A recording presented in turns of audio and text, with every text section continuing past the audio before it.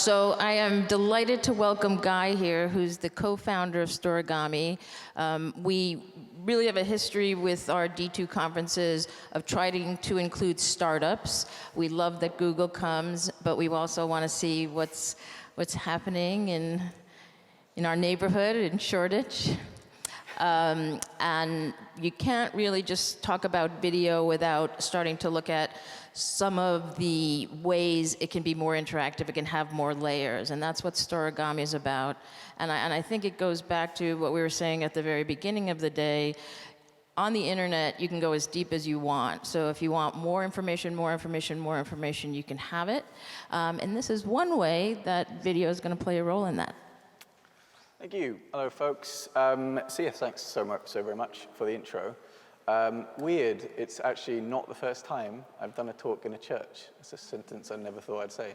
It's nowhere near as lovely as this, though, last time. But yes, so I'm Guy Gunaratne. I'm one of the co-founders of Storygami. And what I'm going to be doing is basically showing you what Storygami looks like with video and how it works, and actually how it works, technology willing, how it works in a brand setting. But we'll get to that in a sec. But first, just out of curiosity, how many of you in the audience have either worked with or commissioned, probably more likely, an interactive project with interactive video involved? It could be shoppable, clickable video, all of that kind of thing. Yeah? Okay. So here's a question for you. How many of you equate interactive video with pop-ups? Yeah? Okay.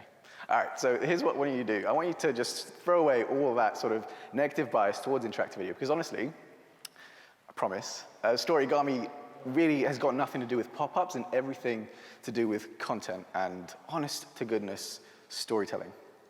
Storygami are a company, yes, startup, boom, so close.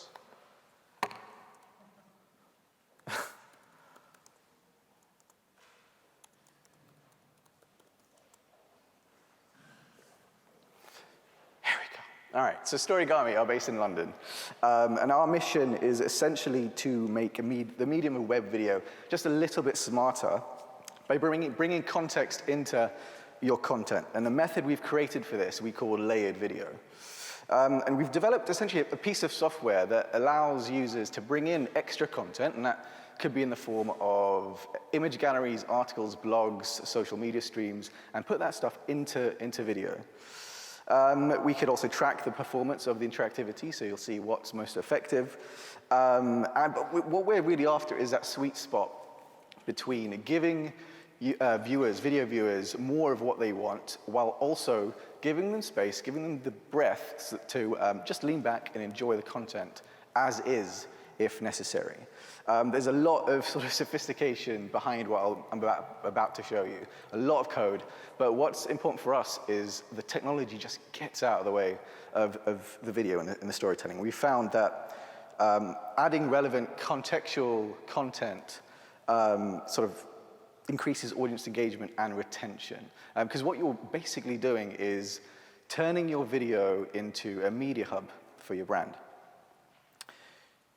We've worked with some of the biggest brands across many different market sectors in news media, internal comms, marketing, branding. Yeah, but I mean, this year we also made Webby honorees for something we did with Virgin Media, which I'm going to actually show you a sneak peek of later on. But yeah, it's an interesting space, and as we've seen, interactive video means lots of different things to lots of different people. But Storygami, yeah, we see ourselves not as part of that box. We want to push past the novelty and sort of the gimmickiness of interactive video towards somewhere, to a level of sophistication that we hope that everyone's waiting for. But here's the thing, myself and my team aren't really from this space. I'm not an ad guy, I'm not sort of in branding at all. And I guess what we do have really in the team is a real sense of the power of video and what it could do. And I'll get to why that is in a sec. But they do say the best ideas come from the most unlikeliest of places. And in that sense, our story is no different. So my co-founder and I, Heidi, who's in the audience right there, blonde one right there, blue shirt. Yeah, everyone look at her. There you go. We have a background in video content. Myself, I was actually a video journalist. And so we sort of did a lot of things around conflict journalism, weirdly enough. My last job was to stare down military dictators in places like in places like Southeast Asia. Heidi and I sat down with, admittedly pretty dodgy heads of state in Central America. And those were the kinds of stories that sort of took us to all kinds of places, some of the most dangerous conflict areas in the world. So our job was essentially to take very, very complex subject matter and turn them into, for people like Al Jazeera, Amnesty International, and War Child UK. So I guess storytelling's really in our guts. We've seen firsthand the power of video and what it could do for stories like that. But the problem that we saw, and I'm sure it resonates with the audience here, is this. Storytellers have a lot to say, and they want to say it in the most succinct and engaging way possible. And there's no doubt that video is an incredibly emotive and impactful medium to tell your story.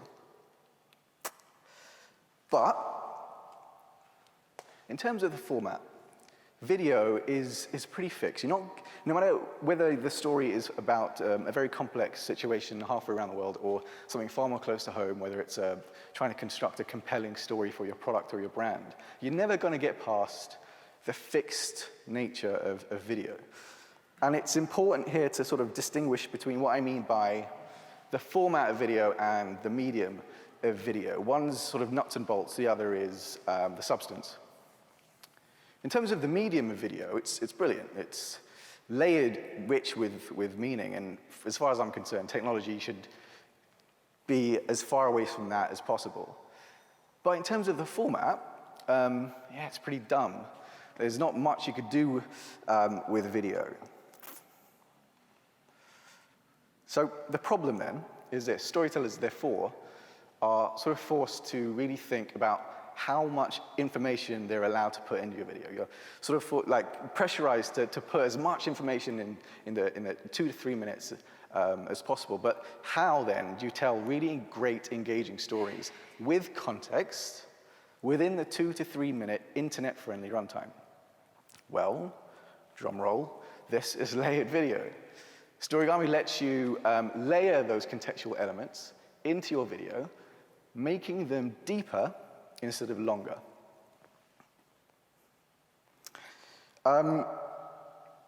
Before I jump into the demo, I'm actually going to ask you all a question, and it's a biggie. If content continues to be king, and context, therefore, is going to be very, very relevant, how do you bring in all those related bits of your brand, of your story? How do you bring in, what does that mean for the future of video? If video itself as a format is incredibly isolated, and we live in a world where everything we touch is connected to something else. Every article we read on the web, more often than not, offers you up a related piece of content that you can then check out. You can put in links within an image now. Context is increasingly becoming more and more important and prevalent in our everyday life, and video, in comparison, is incredibly cumbersome and antiquated. What does that mean for the future of video? For us, what that means is finding a way to layer that context into the video. It's not just adding content. It's not just adding more stuff into the video. It's adding more meaning and therefore resonance with your audience. So, I'm going to show you 3 examples, and each of them sort of showcase what we think is needed for the idea of our approach for interactive video to really catch on and become what we hope is the mainstream of video. So I'm going to attempt now to transfer to my internet. Yeah, that's what I was worried about. Okay, so.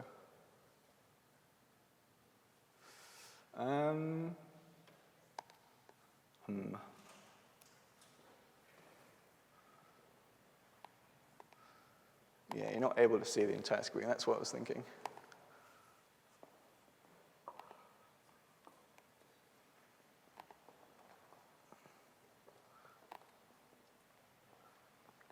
Rotation mode, no. All right, well, I'll just scroll around. All right, so, all right, bear with me. So this is something we did for Virgin Media, and the first showcase I want to show you is how we put content first with interactive video. Now this is essentially just a regular YouTube video. Nothing sort of flashing in your face. This is a regular YouTube video which we have then layered for Virgin Media with extra content. Now the remit for this show, this is actually a 4-part web series they did. This is actually coming out in October. It's a sneak peek. About Tech City London, about startups like myself in places like Shoreditch running around looking for money. And it sort of follows a startup in that scene as they launch their product. And the remit for them was to sort of place their brand within that scene, make Virgin Media as synonymous with innovation and startups as much as possible, which is also a reason why they brought us in as well.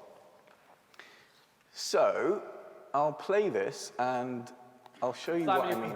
So, for example, there are 2 ways to interact with this video. The idea is that the layers themselves are part and parcel of the video. So if you want to check out maybe more about Simon. I'm sad too. Hold on. Simon here from Ballpit. The last episode. Click on his name. And within the iframe, this is all within the iframe, you can find out more about Simon. That's a little bio. And you can also click on each of these elements. If I click this, my emails pop up, and I'll be able to email Simon if I'm so inclined. This opens up his Twitter and his LinkedIn. So I know I'm. All right. So those elements are peppered throughout the video. We have way more content for you guys that you can act. Yeah, those elements are peppered throughout the video. But if I do want to just lean back and watch this, I can. And afterwards, I can then go up to the top right and bring in an entire menu bar within the video. This is within the iframe. And that's where I can bring in far more sophisticated media elements, such as an entire image gallery. So this is an image gallery within the iframe. This is actually the pitch deck, I think, of the startup who's been showcased in the video. You can also bring in an extra video. So for instance, this is a extended interview of someone within the show. This stuff normally would sit on the cutting room floor, but now there's a way of bringing that stuff into the video itself. Virgin Media were probably going to use that as sort of web-exclusive content, perhaps, but now this is a way of bringing that into where it's most relevant within the show. And this was cool. You can actually bring in full-scale articles within the video. So this is an article that exists out there in the web by the Next Web. And sort of this is a brand that startups know and trust, and that's where they get their content from anyway. This was a way of brand association, first of all, bringing Virgin Media and getting that level of trust. And also, the eagle-eyed amongst you have noticed that you're not leaving virginmedia.com to read this article. You're bringing that relevant content into the video itself. So yes, you could read that entire article. You can also, and this was a pretty popular feature, bring in an entire who's who of the characters in the video. So all these guys, these are all investors and entrepreneurs. You can actually click their names and bring their bio within the video. So what you've got, what's most important for Virgin Media is in a, 3-4 minute video, you've actually got around half an hour's worth of content. And that's something people will engage with. And you've talked about audiences and fans. Imagine if you could give more of what a viewer would want exactly where they want. You don't then have to get really engaged with a 3-minute video and then Google something about it off-site. You can do it right there. You can bring all that context into where it's most relevant. Now, before I get to my next example, we often encourage our clients and our brands to sort of suggest features for us. And for us, it's very important to make sure that those features represent what we feel is the future of video. So for example, and this comes up all the time, I honestly can't stand when people say, how about a comment feature? How come you can't put in comments in a video? That sounds amazing. Yeah, it sounds amazing, but it would suck. You know why? Because there is already a platform out there that engages people on a level, on the conversational level, and it does it pretty well. You could probably design a way, and technically it's super possible to bring in a comment feature into a video, but you also have Twitter, right? So you can bring in a live Twitter stream within the video. And for instance, this Twitter stream is filtered to hashtag on the line, which is the name of the show. So that entire conversation that people would have around the show and the social media campaign that Virgin Media had around the show would appear here. You can also, of course, tweet from the video itself. I'm not going to click it because it might mess everything up in terms of the full screen. Okay.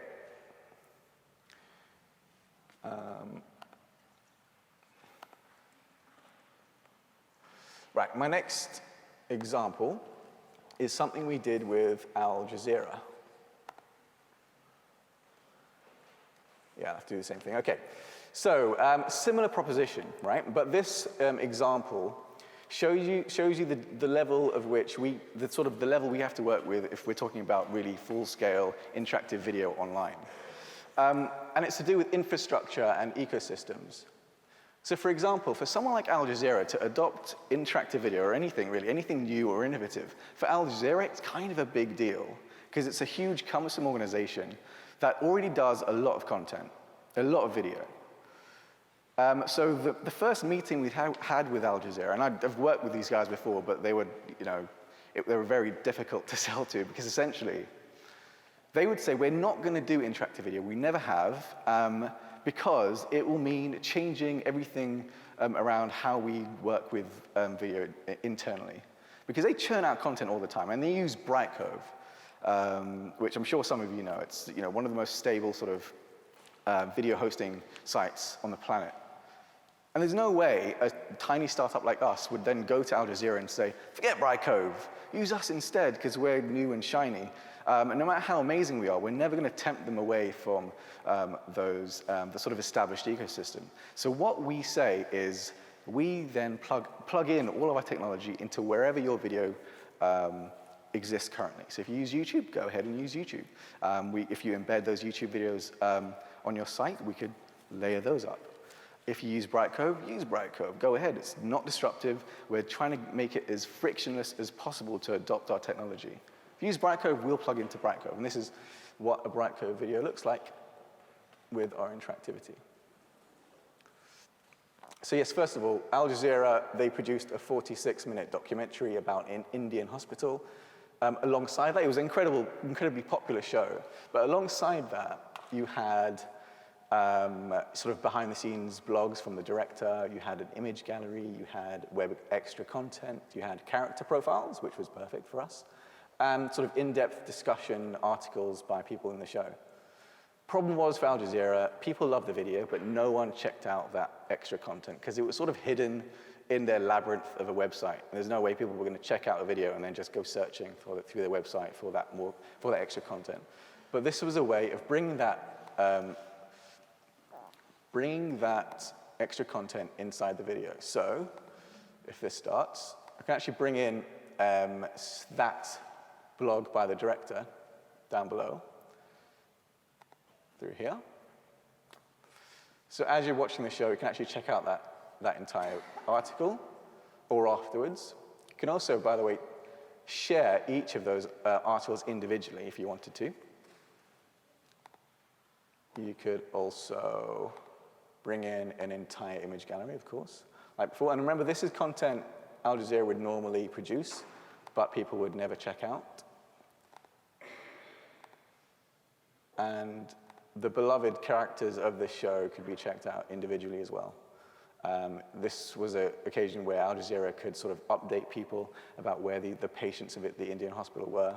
And it was wonderful. It was actually something very appealing to us because of our background. Now, finally, one of the things that we think is most important is replicability. And that means essentially templates. One of the key goals for us very early on, when we were sort of traipsing through minefields and whatnot, our thing was making sure if we were going to go venture into startup land and create, honest to God, interactive video that could be used for any video out there, It meant that the layering process could fit into a regular production process, all right? So we had to prove, and this gets a bit crazy, but I'm a startup, so that's how we do.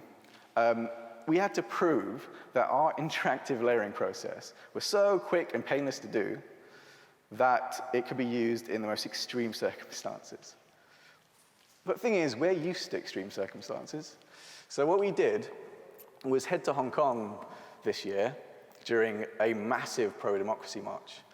You might have seen it on the news. It was huge. It was sort of like 500,000 people on the streets of Hong Kong protesting against the Chinese government.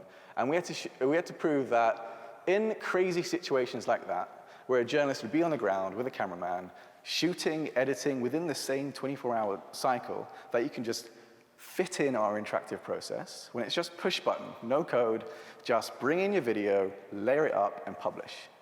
All right? That took a tremendous effort, but I'll show you this. This was a few videos we did out there. So this was me and a camera guy. I'm not a technical developer, by the way. I'm just a content guy. I need to make it dummy-proof, which is basically guide-proof. Make sure that I could shoot, edit, and publish an interactive video within a news cycle. So I did. So this is me with our cameraman, Kyle, out in Hong Kong, basically producing a couple of 10-minute videos with a whole bunch of extra content. Far and away, we were probably the only journalist in town that had this level of contextual sort of coverage on the ground there.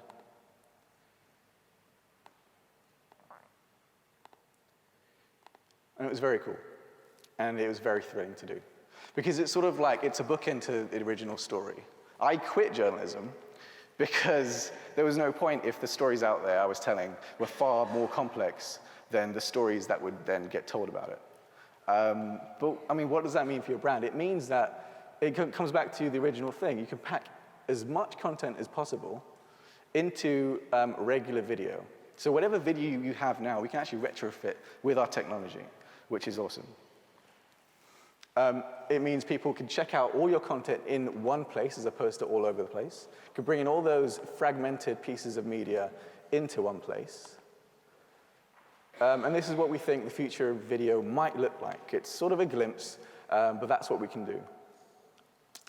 And here's the kicker. These videos act like regular videos, right? So it means that if someone were to embed this video on their blog, on their site, it means that all the layers go with it, which actually happened with Wired magazine in one of the series we did with Virgin Media last October.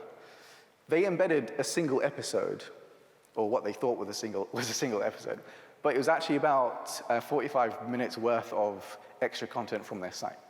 So they'd upload an episode, but people would be checking out an article made by Virgin Media, an extra video, sort of branding information about certain products they had, all on Virgin, but they actually posted what they thought was just a regular video.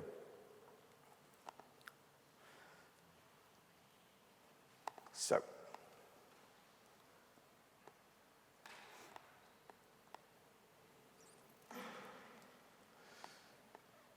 now, I'll end on this. There's something very, very special about the new generation of storytellers. You're going to hear from some of them in a YouTube panel in a sec. But it's obvious. I mean, the guys were talking about it earlier, the entrepreneurial nature of the audience currently. There's something of a maker mindset amongst them. They're all builders. They have guts. They think of themselves as young, bold brands with confidence.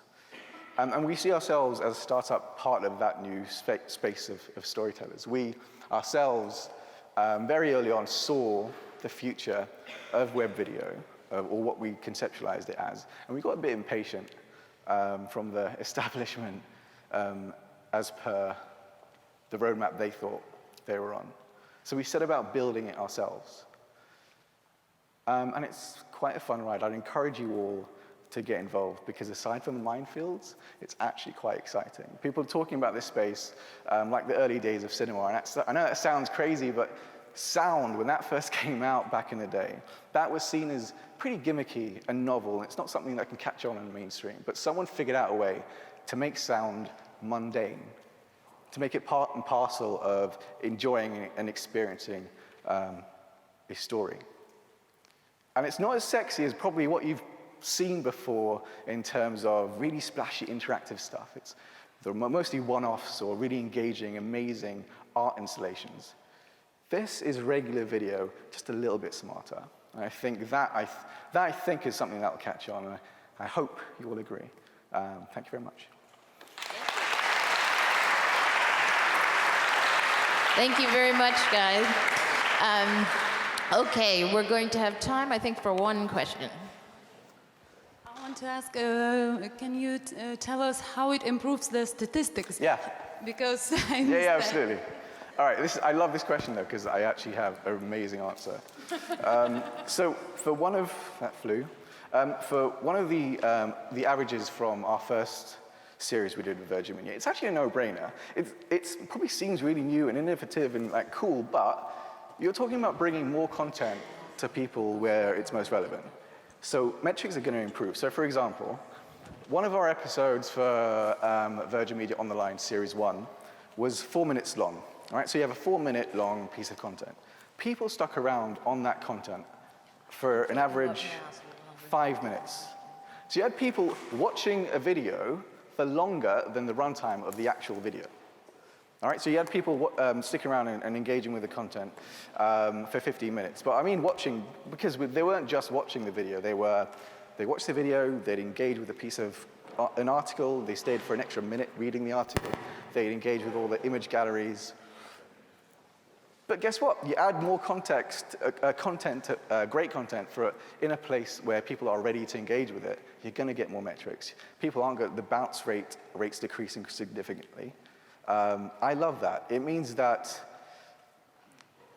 approaching the problem of interactivity through content, I think it's sort of, people have skipped that to a point where interactivity means shoppable, so you can kind of get direct sales, which is amazing. That's cool, but bringing content into the game is the next step.